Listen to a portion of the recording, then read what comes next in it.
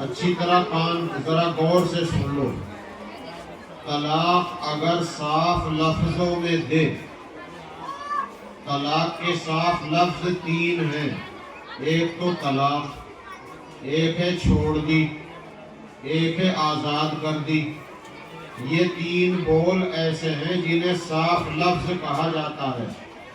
دیکھو، چھوڑ دوں گا، آزاد کر دوں گا، طلاق دے دوں گا، اس سے طلاق نہیں ہوگی. چھوڑ دی، طلاق دے دی، آزاد کر دی، یا یوں کہہ دیا طلاق، اس سے طلاق ہوتی ہے. پھر سنو، اگر صاف لفظوں میں ایک یا دو مرتبہ طلاق دی، ابھی ایک ساتھ رہنے کی اجازت ہے. اگر وہ ایک ساتھ رہنا چاہیں رہ سکتے ہیں، لیکن یہ ایک یا دو طلاق اس کے کھاتے میں پڑ گئی. آگے ایک طلاق دے گا تو پہلی کے ساتھ مل جائے گی. ایک دیکھی، ایک پھر دے دی، دو ہو گئی. اور دو دے دی تھی، پھر بعد میں ایک دے دی، تین ہو گئی. پھر سنو، اگر صاف لفظوں میں ایک طلاق دی، ایک ہو گئی. دو طلاق دی، دو ہو گئی.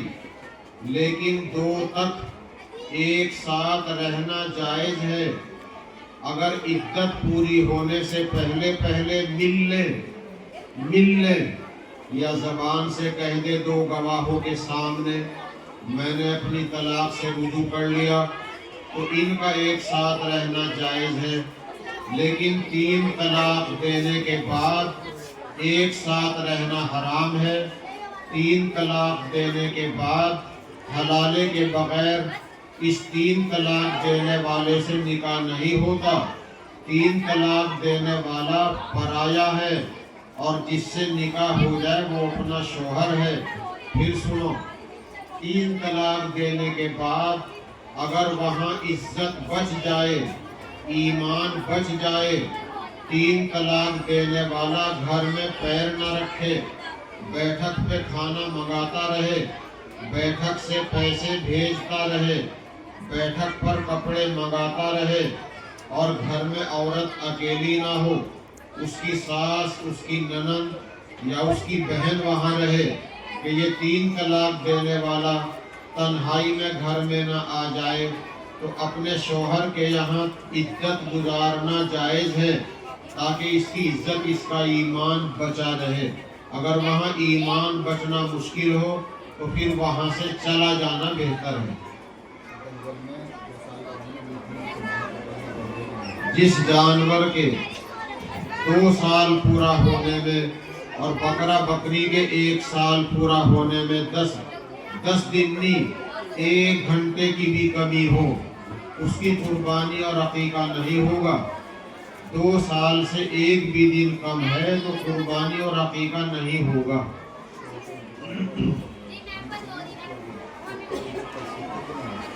اگر اوپر نیچے 2 کمرے ہیں، عزت والی اوپر بھی رہ سکتی ہے، نیچے بھی رہ سکتی ہے، وہ تو ایک ہی گھر ہے، بس غیر مردوں کی نظر نہ پڑے.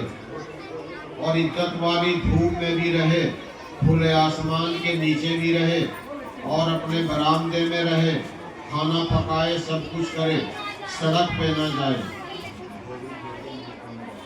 گوبر کی گوبری پھیرنا اچھا نہیں، لیکن گوبر سوکھنے کے بعد پاک ہو جاتا ہے. اگر گوبری پھیر لی اور وہ سوکھ گیا، بغیر مصلی بچھائے بھی نماز ہو جائے گی، لیکن وہاں تیمم کرنا منع ہے. تو گوبر کی گوبری پھیرنا جائز تو ہے، بس اچھا نہیں. اور جب پانی پڑے گا، بھیگ جائے گا وہ، تو وہ پھر ناپاک ہو جائے گا. سوکھا ہوا پاک ہے. کچی پیاز، کچا لہسن کھانا صرف اس لیے مکروہ ہے کہ اس سے منہ میں بدبو آتی ہے. منہ صاف کر لیا کریں اور مسواک کر لیا کریں، پھر کوئی حرج کی بات نہیں. جو رافضی حضرت ابو بکر کو، حضرت عمر کو، حضرت معاویہ کو مسلمان نہ مانے، انہیں کافر کہے، اس سے تعلق رکھنا جائز نہیں. اور جو رافضی حضرت علی کو بڑا کہتا ہو، حضرت ابو بکر عمر حضرت معاویہ کو بھی کافر نہ کہے، گالی نہ دے، اس سے تعلق رکھنا جائز ہے۔ غیر مسلم بھائی ہو یا مسلمان، سب کا جھوٹا پاک ہے۔ سب کو اپنے کپوں میں چائے پلاؤ، اپنے برتنوں میں کھلاؤ، کسی کا جھوٹا ناپاک نہیں۔ سنو، تمہارے لیے غیر محرم مرد کا جھوٹا ناپاک نہیں، حرام نہیں، مکروہ ہے، مگر وہ کم مکروہ ہے۔ اگر بیٹھک پہ مہمانوں نے کھانا کھایا، برتنوں میں کھانا بچ گیا، آپ کو یہ معلوم نہیں کون سی پلیٹ کس کے سامنے کی ہے، تو غیر محرم کے جھوٹے برتن میں کھانا کھا سکتی ہو۔ اگر یہ پتا ہو کہ فلانا برتن فلانے غیر محرم کے سامنے کا ہے، پھر آپ کے لیے مکروہ ہے، ناپاک اور حرام نہیں۔ اور غیر مسلم ہو یا مسلمان، سب کا جھوٹا پاک ہے، اگر اس نے شراب پینے کے بعد ایک دم منہ نہ لگایا ہو۔ کتے نے برتن میں منہ ڈال دیا، برتن پلاسٹک کا ہو یا مٹی کا یا اسٹیل کا، دھات کا، تانبے کا، پتل کا، اگر برتن میں کتے نے منہ ڈال دیا، برتن ناپاک ہو گیا، 3 دفعہ دھونے سے پاک ہو جائے گا، لیکن اس کا جو زہر ہے، زہر وہ جب ختم ہوگا جب 6 دفعہ اسے دھو لو اور 7ویں مرتبہ پھر مٹی سے یا ریت سے مانجو، تو اس کی رال کا جو زہر ہے وہ جب ختم ہوگا۔ ویسے پاک تو 3 دفعہ اچھی طرح دھونے سے ہو جائے گا، برتن چاہے پلاسٹک کا بھی ہو۔ ناپاکی کی حالت میں صرف قرآن پڑھنا، نماز پڑھنا، روزہ رکھنا منع ہے۔ دعا کرنا، تسبیح پڑھنا جائز ہے، حدیث پڑھنا بھی جائز ہے۔ میت کا مسئلہ بتا چکے ہیں۔ موت میں گئی، بھوک لگ رہی، کھانا کسی اور نے بنایا، کھا لو، اور وہ کھانا سب کھا سکتے ہیں، اصل مہمانوں کے لیے ہے، اور میت کے بعد جو اگلے دوسرے دن بنے وہ صدقہ ہے، وہ غریبوں کے لیے ہے۔ برے خواب کے لیے یہ پرچی سے مسئلہ حل نہیں ہوگا۔